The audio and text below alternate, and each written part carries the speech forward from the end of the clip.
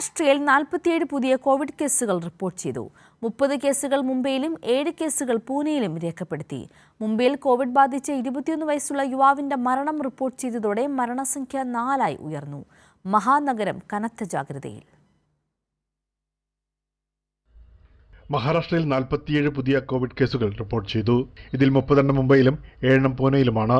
താനെയിൽ 6 കേസുകളും റിപ്പോർട്ട് ചെയ്തു. ആരോഗ്യവകുപ്പ് പുറത്തുവിട്ട കണക്കുകൾ പ്രകാരം നവി മുംബൈയിൽ നിന്ന് 3 കേസുകളും നാഗ്പൂരിൽ നിന്ന് 1 കേസുമാണ് റിപ്പോർട്ട് ചെയ്തത്. കോവിഡ്-19 സ്ഥിരീകരിച്ച 4 മരണങ്ങൾ റിപ്പോർട്ട് ചെയ്തതോടെ നഗരം അതീവ ജാഗ്രതയിലാണ്. ചാനയിൽ ഛത്രപതി ശിവാജി മഹാരാജ് ആശുപത്രിയിൽ പ്രവേശിപ്പിച്ച 21 വയസ്സുള്ള യുവാവിന്റെ മരണം റിപ്പോർട്ട് ചെയ്തതോടെയാണ് മരണസംഖ്യ 4 ഉയർന്നത്. കോവിഡ് കേസുകൾ തിരിച്ചറിയുന്നതിനായി മഹാരാഷ്ട്രയിൽ നിരീക്ഷണം ശക്തമാക്കിയിട്ടുണ്ട്.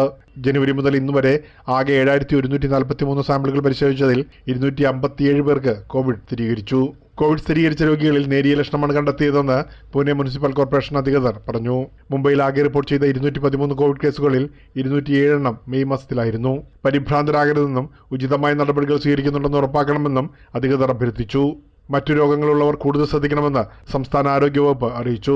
നഗരത്തിലെ ഹോട്ടലുകളിലും ഭക്ഷണശാലകളിലും പൊതുസ്ഥലങ്ങളിലും ജാഗ്രതാ നിർദ്ദേശമുണ്ട്. റൂമുകളിലും തീൻമേശകളിലും ഹാൻഡ് സാനിറ്റൈസർ നിർബന്ധമാക്കി. ആശുപത്രികളിൽ മാസ്ക് ധരിച്ചെത്താനും നിർദ്ദേശമുണ്ട്.